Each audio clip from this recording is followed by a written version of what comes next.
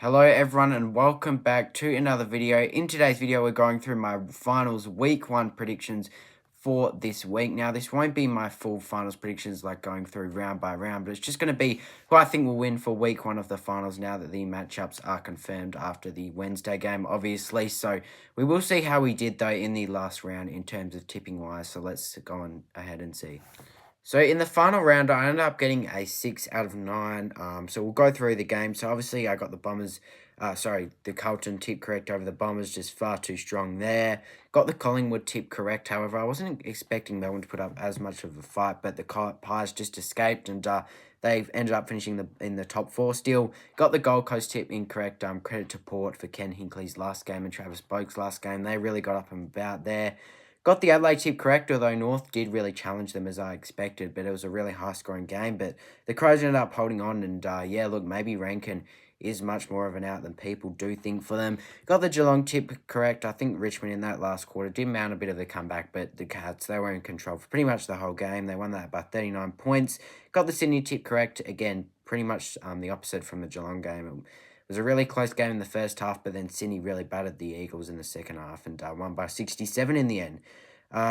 Then I got the Giants tip correct over the Saints. Unfortunately, the Saints couldn't get up, although I do think we played really well. We looked really exciting in that game. We were able to move the ball much more efficiently, and we really did pressure GWS, especially in that second half. Fortunately, we just couldn't get it done in the last quarter, but I'm really excited next year as a Saints fan. Obviously, big news that Tom DeConing has signed.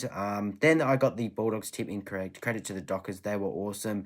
They got the response, and now they're in the finals, and they get themselves a home finals. And unfortunately for the Dogs, yeah, look, the loser of this game is pretty much going to miss out on finals. And for the Dogs, they did miss out on finals, unfortunately for them. But they did actually pretty well considering they had quite a few injuries this year. But they just couldn't get it done in that last game. And yeah, look, pretty disappointing there for the Dogs.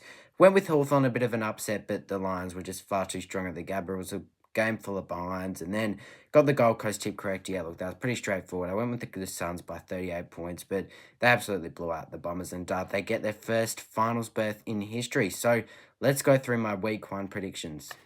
So we do start off on with the first qualifying final here between these two teams. We'll get a second chance if the loser of this will get another chance, but it's Collingwood taking on the Crows at the Adelaide Oval.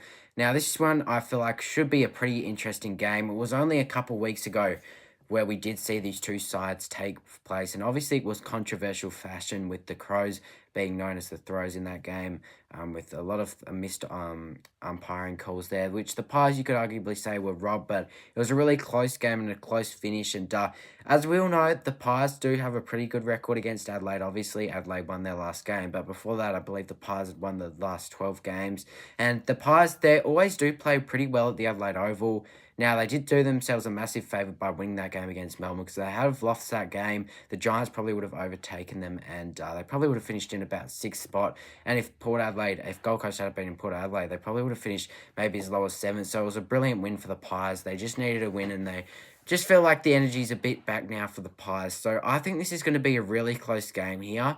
I am slightly leaning towards the Crows, though, in this one, just because they're at home. They obviously will be missing Isaac Rankin. This was the game that he did get suspended in, obviously, for that homophobic slur. So I think he will be back for the grand final if the Crows can make it that far. But I think this is going to be a really good game. However, Collingwood, they still, I feel like, have just run out a bit of legs, and I feel like they're still doing themselves a massive disadvantage playing away from home. I know they played really well at the Adelaide Oval, and I definitely could see them getting up here in the final, because they're always really good in the week 1 of finals. The Pies, they love playing at the Adelaide Oval to be up and about, but I reckon the Crows, they'll handle the pressure really well. They have the home side on their side, and yeah, look, they have the crowd on their side, and Riley Thilthorpe, I feel like he's going to be the one to watch in this game. I'm going to go the Crows, though. I think they win this game by 16 points for the first game of the finals. Moving on to the second qualifying final. This one is nothing new. We've seen this matchup before. It's almost a bit of a rivalry now, you could consider it. It's Brisbane taking on the Cats. Now, we'll date it back to last season where we saw an absolute thriller where the Lions held on by 10 points. It was a really high-scoring and close game. That one was at the MCG. And yeah, look, this is, again, going to be, I think, which should be probably arguably the best game of the week 1 of the final series. I think coming into this game, Geelong would certainly want to be getting revenge after what happened last year, obviously in that preliminary final. So, look, it's the second qualifying final. Obviously, the loser of this one still does get to play next week. However, we would want to be winning this one. The Lions, they're the premiers coming into this game. And to be fair, the Lions actually have knocked off the Cats both times this season. Obviously, they won that game up in Geelong. They obviously won the game up in Geelong about a couple months ago, and then they also beat them here in Brisbane. So they've actually won their last three against the Caps. So they do match up quite well against the Cats, and it doesn't even matter with Brisbane if they are playing at the MCG. They still play their class football. They've got over the MCG hoodoo now. That's an old thing. The last couple of years there, they've been playing really well. They won a grand final there, obviously, and look, they knocked off the Cats in that preliminary final last year. So they'll definitely have no phase here. Now, Jezza is still on that 100-goal watch. It's going to be very unlikely. He would at least have to kick about 5 or 6 in this game to even be a chance, and the Cats pretty much need to make it through to a grand final. So, look, this is going to be a very interesting game, but, I'm going to slightly lean towards the Cats. I just think being at home, they'll want to get their revenge. I could definitely see Brisbane getting up here, but I reckon the Cats, they're a good chance for revenge. Surely they can't drop another one to Brisbane, but they will get a second chance. I'm not too worried for the Cats, but I think this is going to be a very close game, but I do think the Cats will survive in an absolute thriller at the MCG. I think the Cats win this by 4 points. Then the first elimination final, where the loser of this match will be unfortunately eliminated from the finals, but we do have GWS and the Hawks up at NG Stadium. We'll start off with the Giants, and look, against the Saints, they were really challenged in that game. The Saints, I thought, played really well, but the Giants, they were just the classiest side in the end, and some of their leaders like Toby Green really stepped up in this game.